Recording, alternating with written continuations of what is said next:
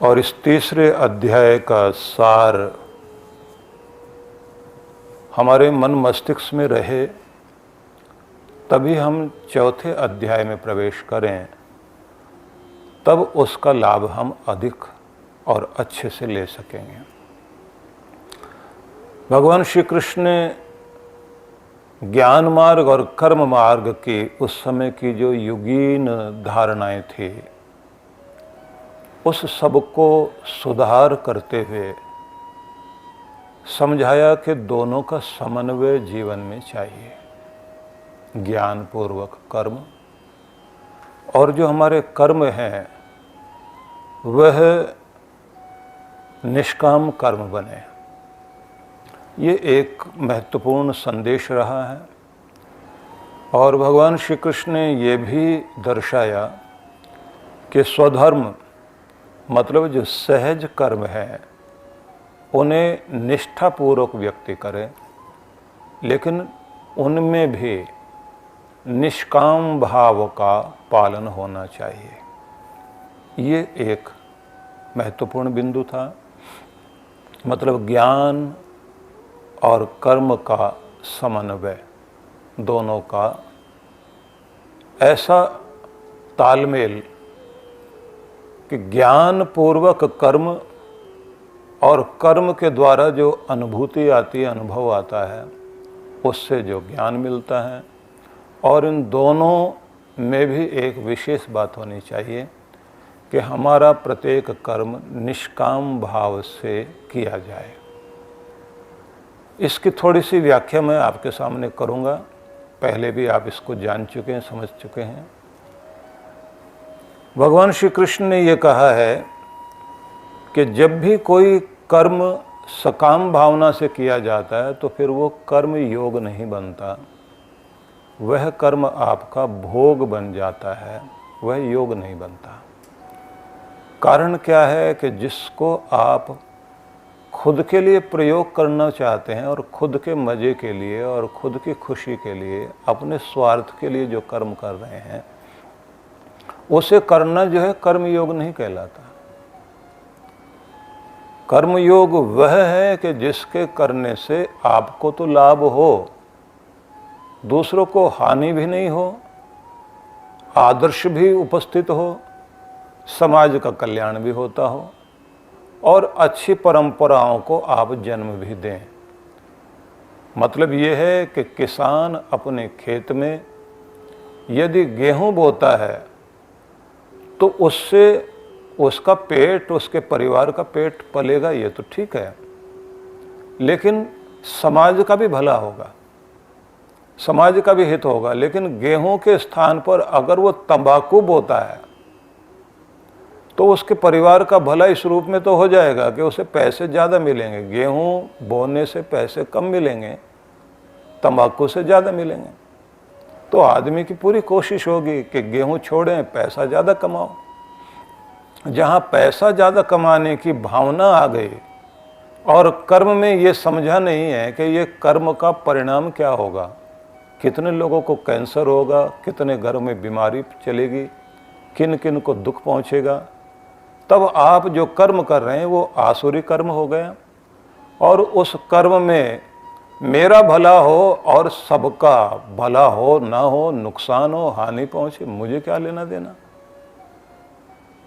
और इसको लोगों ने लाकर इस वृत्ति को बिजनेस भी समझ लिया। इसलिए जब भी बिजनेस, व्यापार जो है वो समाज में बुरी चीज नहीं है।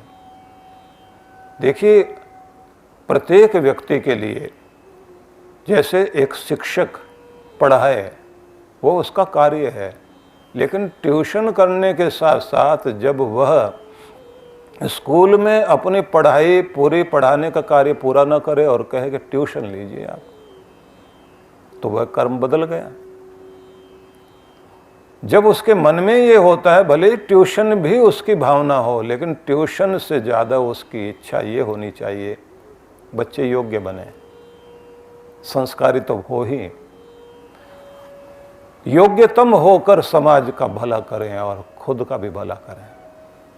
जहाँ भी आपको परहित सामने आ जाता है और परहित में भी मुझे जाने ना जाने कोई, लेकिन इस समाज में शुभ कर्म होने चाहिए।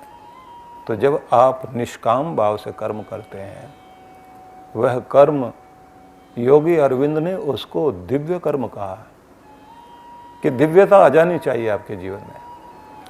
इसलिए भगवान श्री कृष्ण नहीं चाहते थे कि समाज के महत्वपूर्ण व्यक्ति जिनके आचरण का अनुसरण सामान्य लोग करते हैं, वे सांख्य योग की भावना से या ज्ञान योग की भावना से कर्म छोड़ के बैठ जाएं। क्योंकि सांख्य योग में एक बात तो महत्वपूर्ण थी कि जिस व्यक्ति के अंदर ज्ञान की पराकाष्ठा आ जाती है, उसके लिए कुछ करने योग्य नहीं रह जाता। क्योंकि कोई ना कोई जो भी कर्म आप करेंगे वो बंधन में तो डालेगा ही आपको। बंधन में डालेगा तो फिर आपके जन्म होंगे, दुनिया में आना पड़ेगा, रोना पछताना पड़ेगा। तो इसलिए उनके लिए कर्म नहीं बचते और उन्हें कोई करना नहीं चाहिए, लेकिन तब भी अपने नित्य कार्य तो करने ही पड़ेंगे, जीविका चलाने के लिए कार्य करने पड़ेंगे। तो कृष्ण भगवान ने कहा कर्म से तो आप भाग नहीं सकते, लेकिन कर्म का रूप बदल दीजिए। कर्म का रूप जब आपका उत्कृष्ट हो जाता है तो वह कर्म आपका यज्ञ बन जाएगा, दिव्य कर्म बन जाएगा।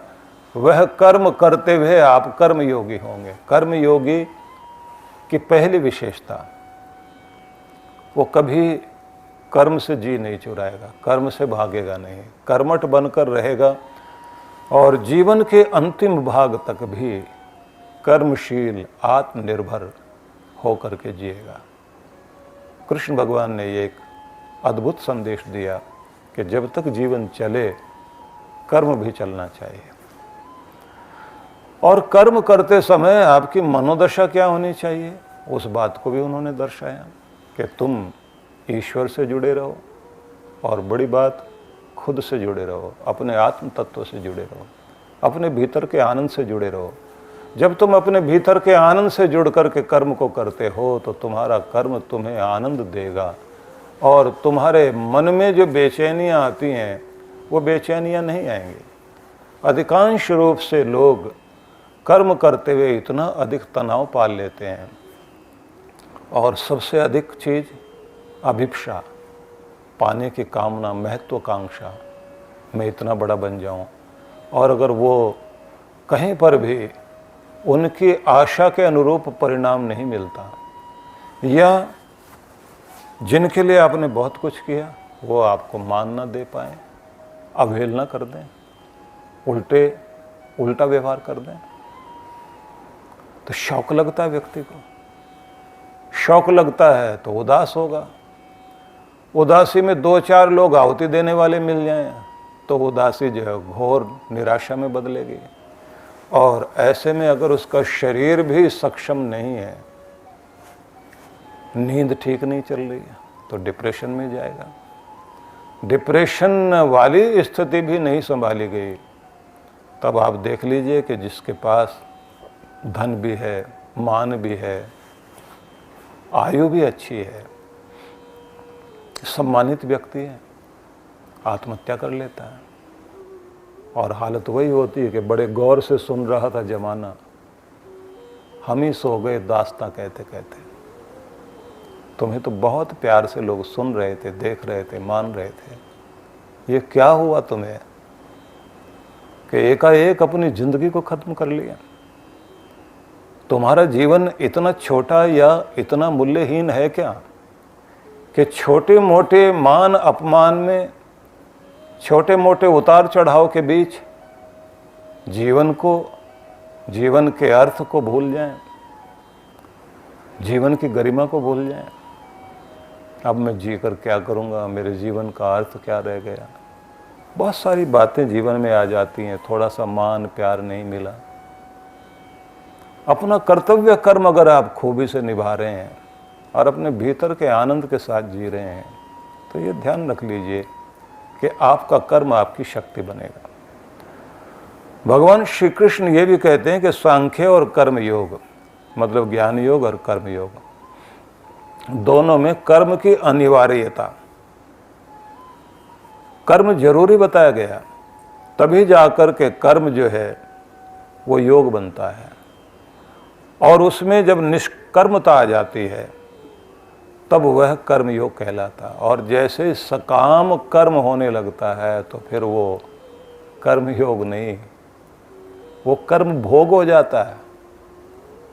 और यहाँ तो आप अपने भोगों की प्राप्ति के लिए, सुख सुविधा पाने के लिए कर्म कर ही रहे हो।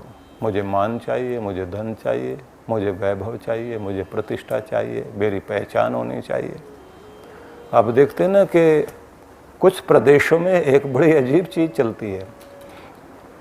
जो युवक अपने घर में कुछ नहीं कर पाते और पहचान नहीं मिल पाती, पढ़ाई भी ठीक से नहीं कर पाए, किसी न किसी राजनेता के आसपास लग जाएंगे और फिर वो भी कहीं मोहल्ले का, भले ही वो वहाँ के बाथरूम साफ कराने की जिम्मेदारी हो उनकी, उतने में एक बड़ा सा बोर्ड अपने साइकिल पे लगाएंगे, मोटरसाइकिल पे लगाएंगे। अगर किसी के पास कार है तो उसमें भी अध्यक्ष फलानी गली और मोहल्ले के बाथरूम विभाग, और इतना बड़ा अध्यक्ष लिखा जाता है वहाँ कि जब अध्यक्ष जी जा रहे होते हैं किसी गली से, गाड़ी जा रही है और वो इतने आंखें तरेर कर पुलिस वालों की तरफ देखते हुए जाते हैं। कुर्ता लंबा होता है, पजामा वजामा पहना हुआ, तो जिस तरह से वो चल रहे होते हैं, क्योंकि गली गली में अध्यक्ष होते हैं उधर, कम से कम 2 या 3 प्रांतों में हम लोगों ने देखा। घर वाले जब उनको कहते कुछ काम कर लिया करो तो वो कहते तुम्हें पता नहीं मैं अध्यक्ष हूं, कितना बड़ा मेरा मान है। और कुछ भी नहीं होते, क्योंकि अपने आप को दिखाने की चाह, 2-4 लड़के साथ में लिए, कभी इधर जाकर कभी उधर जाकर अपना प्रभाव दिखाना शुरू कर दिया। ये जो महत्वाकांक्षा है बिना कुछ किए, ये अपने जीवन में उस स्थिति में लाकर खड़ा कर देती है कि जहां व्यक्ति को न तो शांति रहती, और ऐसे लोगों के साथ अगर कोई ऐसी घटना घट जाए जिससे उनको शौक लग जाए, उन लोगों को भी आप देखेंगे कि आत्महत्या की बहुत ज़्यादा दरें वहाँ भी देखने को मिलती हैं। खुद को मारेंगे या किसी को मारेंगे, अपराध की दुनिया में चले जाएंगे, नशा करने लग जाएंगे, गलत तरह के लोगों के साथ बैठने लग जाएंगे। कुछ लोग ब्लैकमेलिंग वाला काम शुरू कर देंगे, 2-4 छोटे छोटे 2 पन्नों का एक कोई अखबार उधर निकालने लग जाते हैं। आसपास गलियों में घूमकर किसका जो है नया मकान बन रहा है, किसके यहाँ क्या चीज़ बन रही, किसकी दीवार बड़ी बन रही है। उसके बाद में प्रशासन की आंख के तले अवैध निर्माण चल रहा है, और उसके बाद उसे लेकर उनके पास भिजवाते हैं जिसके वो दीवार बन रही हो। उसके बाद वो कहते हैं पुलिस भी आएगी, दूसरे लोग भी आएंगे, विभाग भी आएंगे। फिर उनका अपना एक चेला जाकर कहता भाई से मिल लीजिए जाकर, नहीं तो जो है प्रशासन आ जाएगा। तो इस तरह से जो है वो दुष्टता को पुरस्कृत करने के लिए लोग कुछ पैसे देते हैं, फिर जिसको आप कहेंगे ना न्यूसेंस वैल्यू। न्यूसेंस वैल्यू भी अपना स्थान रखती है। तो कहाँ तो आप सकाम कर्म और दिव्य कर्म और कहाँ कर्म योग की बात करते हैं, और कहाँ कर्म कहाँ से कहाँ लेकर जा रहा है। तो इस तरह से समाज का ढांचा बिगड़ता है। भगवान श्री कृष्ण कहते हैं कर्म की तो अनिवार्यता जीवन में है, उससे भाग नहीं सकते। लेकिन जब तुम्हारा कर्म इस भावना को ध्यान में रखकर किया जाता है कि तुम्हारे कर्म का प्रभाव तुम्हें तुम्हारे परिवार में सुख दे, वो तो ठीक है, लेकिन किसी के दुख का कारण न बने। समाज के हित के साथ पीछे आने वालों के लिए एक संदेश, शिक्षा कि ये मार्ग है जिस पर चला जा सकता है, जिस पर वो व्यक्ति भी कह सके बेटा मैं जिस मार्ग पर चला तू भी चलना, और जिसमें व्यक्ति ये कहे मेरे बच्चे मैं नहीं कर पाया जैसे मुझे जीना चाहिए था, मैंने तो गलत रास्ते पकड़े पर तू ना पकड़ना कभी, ये अच्छा मार्ग नहीं है। जिसमें जीवन का वो भाग जब व्यक्ति विदाई ले रहा हो जीवन से, और उस समय निराश होकर के ये कहे मैं अच्छा जीवन नहीं जी पाया। और एक वो स्थिति होती है कि भगवान मैंने बहुत बड़े मकान नहीं बनाए, दौलत इकट्ठी नहीं की, तेरा गुणगान भी गाया और अपने बच्चों को अच्छे संस्कार दिए और समाज में एक अच्छा इंसान बन करके जिया, मैं अपने से संतुष्ट हूँ और आज विदाई की घड़ी में तुझे धन्यवाद देते हुए तेरे दर पर आना चाहता हूँ। तब आप सोचिए उस व्यक्ति के अंदर की जो अनुभूति होती है, वो सच्चा भक्त है और वो सच्ची कमाई करके गया। किसका संग्रह कितना बड़ा था दुनिया में उसका कोई महत्व नहीं है। इस दुनिया में उनके भवन खंडर बने दिखाई देते हैं, जिनकी पताकाएं आसमान को छुआ करती थी, लेकिन कोई पूछने वाला नहीं वहाँ। बस लोग जाते हैं और ये कहते हैं यहाँ रहते थे वो लोग। बाथरूम के बड़े बड़े दीवारें बनी हुई है, यहाँ साहब नहाया करते थे, गुसल खाना था साहब का, यहाँ उनके जो इधर बैठते थे यहाँ फव्वारे चलते थे। निशानियां रह गई, लेकिन निशानियों में वो आदमी दुनिया को देकर क्या गया। नरसिंह मेहता ने कोई भवन नहीं बनाए हैं, संत ज्ञानेश्वर ने अट्टालिकाएं नहीं बनाई, लेकिन अगर आसमान में ध्रुव तारा अपना स्थान रखता है तो बहुत सारे चमकने वाले तारों में इस पृथ्वी में वे लोग जो भक्त हुए हैं, जो कर्मवीर हुए हैं, कर्म योद्धा हुए हैं, ज्ञानी लोग हुए हैं, ध्यानी लोग हुए हैं, शूरवीर लोग हुए हैं, उनकी चमक कभी फीकी नहीं पड़ी। जब तक आपको चमकना नहीं आए और वो चमक आपके लोगों के हृदय तक नहीं पहुंचती, तब तक आपको जीना नहीं आया। भगवान श्री कृष्ण ने कहा कि कर्म से पता चलेगा कि कर्म फल के प्रति साधक की भावना क्या थी, ममता अहमता थी या कल्याण की कामना थी। परहित स्वहित दोनों में वो समन्वय तो था कि मेरा हित बाद की बात है, जनहित भी हो और समाज में ऊंचा उदाहरण भी बने। इसी के साथ में भगवान श्री कृष्ण ने कर्म को एक और रूप दिया। उन्होंने कहा कि तुम्हारा कर्म यज्ञ बनना चाहिए। ये तीसरे अध्याय में जब आप चिंतन करेंगे तो पता लगता है कि उन्होंने कर्म को यज्ञ कहा है। उस समय क्योंकि यज्ञशील बहुत थे, कर्मकांडी लोग थे, यज्ञ चलते थे, तो भगवान श्री कृष्ण ने उस समय की सारी परंपराओं को सुधार करते हुए उनमें नवीनता भरी। और गीता में जैसे कहा कि कर्म सृष्टा का प्रथम आदेश है, सृष्टि संचालन में जो अनिवार्य व्यवस्था है उसमें यज्ञ कर्म करके खाने वाला ही पुण्य आत्मा है। बिना यज्ञ किए खाने वाले व्यक्ति को चोर वृत्ति वाला व्यक्ति माना गया है। और साथ में कहा गया है कि जो यज्ञ करते हुए मतलब अपने कर्म जो है यज्ञ में बना लिए, वे ही लोग उदाहरण बनेंगे जिस तरह से जनक आदि राजाओं ने अपने प्रशासन को चलाते हुए भी अपने कर्म को उस ऊंचाई तक पहुंचा दिया कि उनका कर्म ही यज्ञ बन गया, उनका कर्म ही योग बन गया। तो कर्म के द्वारा उन्होंने सिद्धि प्राप्त की। यहां ये विचारणीय बात है कि कृष्ण भगवान ये कहते हैं कि यज्ञ जैसे होता है वैसा तुम्हारा कर्म होना चाहिए। अब यज्ञ कैसा होता है? एक आहुति अग्नि में डाली गई, वो कई गुना बढ़कर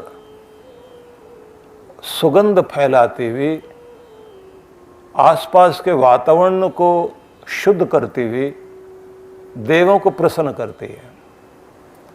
तुम्हारे कर्म की सुगंधि से देव प्रसन्न हो, और सबसे पहले तो तुम्हारी आत्मा प्रसन्न होनी चाहिए। इसलिए पुण्य कर्म के विषय में कहा जाता है कि पुण्य कर्म को, शुभ कर्म को, अच्छे कर्म को करते समय सबसे पहले तो आपके हृदय में हिलोर उठती है कि मैं कुछ अच्छा कर रहा हूं। दान देने के लिए जैसे कहते ना, ह्रियादेयम भ्रियादेयम संविदादेयम श्रद्धयादेयम, देने की बारी आए समझदारी से भी दो, समाज को देखकर डर के भी दो और शर्म करके भी दो। इतना कुछ तुम्हें भगवान ने दिया, उसकी राह में लगाने का समय आए तो क्यों संकुचित होना। तो जब आप किसी भी कार्य को करते समय इस भावना को ध्यान में रखते हैं कि मैं अगर समाज से ले रहा हूं तो समाज के प्रति मुझे लौटाना भी चाहिए। जरा सोच के देखिए कि कम से कम एक पेड़ की आहुति दी जाएगी जब आदमी का तन भस्म होगा। आखिरी समय में चिता जब जलती है, कम से कम एक पेड़ तो चाहिए, किसी किसी के लिए दो पेड़। एक पेड़ पूरा जलेगा तब जाके आदमी का अंतिम संस्कार होगा, क्योंकि अपने यहाँ परंपरा यही है, अग्नि में ही दाह कर्म किया जाता है, अंतिम संस्कार होता है। तो एक पेड़ जितनी लकड़ी लग जाती है एक आदमी में, तो एक पेड़ जितनी लकड़ी लग गई तो एक पेड़ गया धरती से, जो इस धरती में सुगंध फैलाते हुए, क्योंकि ये सारे पेड़ जितने भी हैं भगवान के हवन कुंड हैं, और वो एक पेड़ चला गया तो उसका हवन कुंड गया। लेकिन उसी के साथ में ये भी एक कर्तव्य आ जाता है कि जब तुम्हें मरने के लिए भी एक पेड़ चाहिए और जीने के लिए 24, क्योंकि 24 पेड़ होंगे तब जाकर आपका जीवन ठीक ढंग से चलेगा। उन्हीं के कारण तो आपको प्राणवायु मिलती है, जीवनी शक्ति मिलती है। तो इतने पेड़, मतलब 25 पेड़ लगाने की जिम्मेदारी तो हो गई ना हमारी। तो जब आप 25 पेड़ अपने लगाते भी हैं, उन्हें हरा भरा रखते हैं और उनका संरक्षण करते हैं, तो इसका मतलब हुआ कि आपने एक यज्ञ कर्म किया। और अगर प्रत्येक व्यक्ति इस देश का 25 पेड़ की जिम्मेदारी ले सके तो 130 करोड़ लोग जो पेड़ लगा सकें इस देश में, उसकी स्थिति क्या होगी। मैं ये निवेदन कर सकता हूँ कि 30% इस पृथ्वी पर जहाँ जहाँ भी मनुष्य रहता है वहाँ वन होने चाहिए। ये सब हवन कुंड है भगवान के। तो आप एक पेड़ लगाते हैं, एक हवन कुंड आपने बना दिया और उसमें आहुति सिर्फ आप दोगे, आपका काम तो बस उसको पनपा देना है। वो बादलों को बुलाएगा और बादल आएंगे, अभिषेक करके जाएंगे। और वो बादल जैसे ही पानी डालते हैं, पेड़ों की भी अपनी विशेषता है। वो पेड़ जो है पानी को अपनी तरफ खींचते हैं, उनकी जो जड़ें हैं वो पानी को अपने अंदर लेकर जाएंगे। और नीचे जाकर प्रत्येक पेड़ के साथ में, बड़ा पेड़ हो तो उसका अपना एक पानी का, रिजर्व वाटर का एक ऐसा स्थान बना हुआ होता है, गड्ढा सा बना हुआ होता है, उसमें उसका पानी रहता है। उतनी जमीन में नमी रहेगी, उसमें से वो पानी लेता रहेगा, पूरा साल भर का इंतजाम कर लेता है अपना। उसमें से जो कुछ बचता है दूसरे पेड़ों से, तीसरों से बनते बनते वो नीचे जाता है। और जहाँ नीचे जाता है तो वहाँ पर भी अपना एक बड़ा सरोवर बना हुआ है जमीन के अंदर। छनते छनते छनते छनते पानी इतने स्वच्छ होकर नीचे जाएगा कि उसमें जब आप पाइप लगाते हैं, हैंड पंप लगाएं या कोई भी ट्यूबवेल लगाएं, वहाँ से छनकर पानी आता है। जैसे आप बोतल में स्ट्रॉ डालकर पीते हैं ना, वही तो काम आप कर रहे हैं। आपने जमीन में एक स्ट्रॉ डाला और आप पानी पी रहे हैं। और पानी दे कौन रहा है? ऊपर बादल ने दिया, लेकिन जमा किसने किया? पेड़ ने। ये छोटी छोटी घास, इसका काम क्या? जमीन को पकड़ के रखना और जो पानी बरसा उसे उठा के नमी जमीन में ला के खड़ी कर देना। ये यज्ञ चल रहा है। भगवान कहते हैं तुम्हारा कर्म जो है यज्ञ बन जाना चाहिए। उस यज्ञ के द्वारा सृष्टि का संचालन होता है, क्योंकि श्री कृष्ण ये समझाते हैं कि सृष्टि का शुभारंभ ही यज्ञ से हुआ। यज्ञ का मतलब ये है कि भगवान हवन कुंड लेकर बैठ गए, चलो आहुति दो, नहीं। उस यज्ञ का मतलब है कि मैं तुम्हें दे रहा हूं, दे ही में ददामी थे, तू मुझे दे जिससे मैं तुझे दे सकूं, तेरे लिए बढ़ाकर दे सकूं। देवो दानात वा द्योतनात वा दीपनात वा, देवता इसीलिए तो होते हैं, वो चमकते भी हैं, चमकाते भी हैं, प्रकाश देते हैं और कल्याण करते हैं। यही तो देवताओं की पहचान है। तो आप उन्हें दे रहे हैं, इदम अग्ने इदं न मम, इदम सोमा इदं न मम, इदम प्रजापते इदं न मम। भले प्रजापति की आहुति आप मौन रूप से देते हो, लेकिन है तो उसी के लिए जिसने सारी दुनिया को उत्पन्न किया और पालन कर रहा है। और भावना होती इदम न मम, ये तुम्हारे लिए है, मेरे लिए नहीं, इसमें ममत्व नहीं, मैं कुछ पाना नहीं चाहता, पेड़ कुछ नहीं पाना चाहता, दे रहा है बस जो उसके पास है। इसलिए ये कहा गया है कि भगवान श्री कृष्ण कहते हैं कि जनक उदाहरण है। ऐसे अनेक राजर्षि, वो सब उदाहरण हैं जिन्होंने तप करते हुए इस दुनिया में इस तरह के कर्म किए, प्रशासन बहुत अच्छा चल सके।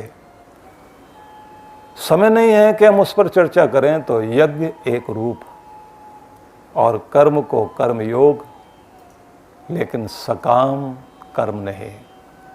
और कर्म वो जो उदाहरण बने, कर्म वे जो समाज के लिए संदेश दे सकें, और कर्म वो है जिसको करने के बाद आप स्वयं के अंदर आनंद की अनुभूति करें, संतुष्टि आए, प्रसन्नता हो कि मैंने एक दिव्य कर्म किया, अच्छा कर्म किया। ये एक संदेश।